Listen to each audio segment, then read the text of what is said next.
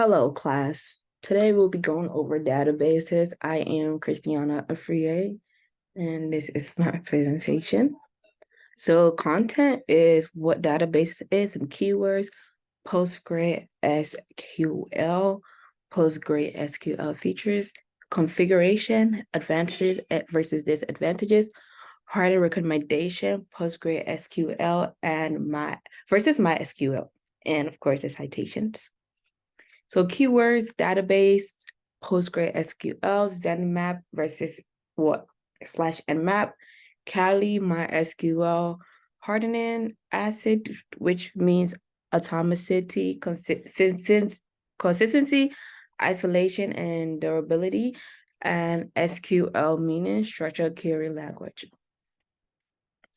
So Ubuntu have two databases, which are MySQL and PostgreSQL. Although those are used among developers, most developers tend to use Postgre due to its standards of conformance, features, extensibility compared to MySQL, where it is preferred when developers have high performance requirements and also conforms with SQL standards, where such conformance does not contradict traditional features. So what is PostgreSQL?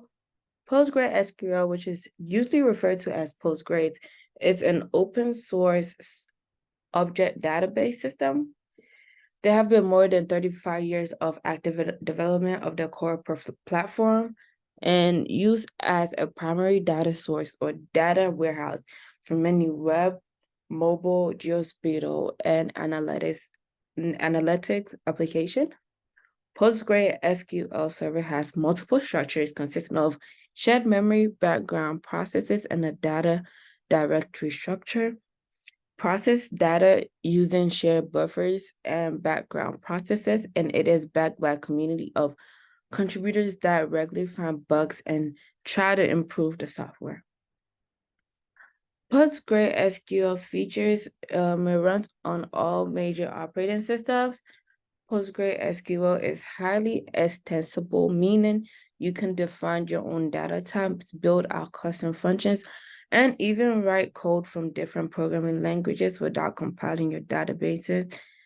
It's customizable storage interface for tables and data integrity, meaning it's unique, not null, and can be performed concurrently without the need for read or write logs.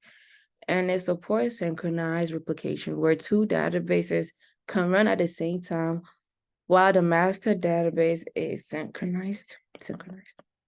Okay, so how to configure it. So you install PostgreSQL with a command sudo apt install PostgreSQL. Set up your password with the command sudo u postgres psql template when it's replaced by your name. You configure the password with this command, and you edit a file that is prompted. So you will have a prompted file. So you have to edit it to fit your standards, and you restart the PostgreSQL service to initialize the new configuration with the command sudo systemctl restart Postgres SQL.service. So let's get into some advantages versus disadvantages of PostgreSQL.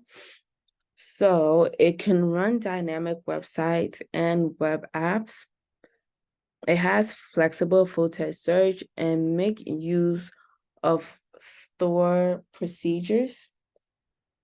And it supports ACID. And as we previously stated, ACID is atomicity, consistency, isolation, and durability. It can handle large amount of data and it's easy to use. Well, with everything, there is disadvantages, and these are the disadvantages of PostgreSQL. It's inconsistent. It's not owned by one organization. So it's hard getting its name out. So in case you have like a problem and the community have not solved it or have any notice of it, it's kind of hard getting to the top to be like, hey, I think this is that, and I don't know like what's going on. Although it is backed by a big community, so we could always keep that in mind. Does not have the comfort of a developed database ecosystem. It has low reading speed, and they're making replications more complex, and it has limited GUI in case you like the graphics, and it's not beginner friendly, so the installation might be difficult. Here are some key hardware recommendations. Lockdown port level access. A limited set of ports should only have the network access to the PostgreSQL. They should be the database itself and any other necessary management ports, and all ports that allow network access to the database should be locked down.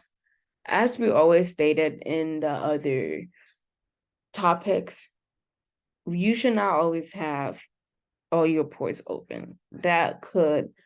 Traffic coming in will not always be good. So it's always a good practice to limit the access of ports open, and it will make it easier in case of an attack or a threat. You will know like, hey, this is it, and you will not be able to scramble around trying to find a simple solution to a problem. It will make it very much better. Disable remote access to the PostgreSQL. Disabling remote access to PostgreSQL eliminates a host of substantial attack vectors. This action can be set by modifying the postgre.config file and set listening address to localhost. And configure allow hosts. You could specify hosts to connect to the database server instead of entirely disabling remote connections. Okay, when you are looking up for hardware recommendation, the very first thing is disabling remote connections. Although it is a good hardware recommendation, what if some remote connections are not as harmful as you think? And that's a problem. Our main goal in security is to, limit as much attacks that we can. But at the same time, trying to limit it can also cause a problem. Because what if it's something good? Now we are like in shocker because, we shut everything down and we can't let anything come in. That's why it's always good to configure hosts that are allowed, like authorized users only. And these are the steps taken to configure allowed hosts. And in an organization, you will know what host you're allowing. You're just not gonna let any random person become a host. It will make it easier on you and your security team. And lastly, PostgreSQL versus MySQL. So some differences between those. Of course, PostgreSQL offers synchronized replication, which means two databases can run simultaneously. MySQL is a one where asynchronized, meaning it's only one and one is only running. Nothing else might slow things down. Doing two should not even attempt. PostgreSQL supports various advanced data types, and MySQL supports commonly used data types. MySQL is considered easier to set up due to its asynchronization compared to PostgreSQL, which is much more complex to set up and configure. So my suggestion, if you are trying to set up and configure PostgreSQL as we're supposed to, maybe start a week ahead of time or a couple of days ahead of time, because you never know the problems you will encounter, being that it's much complex, and the fact that it offers two databases, like how two databases can run simultaneously. So that would be it. This is my citation where I got my information from. I hope you have a good day.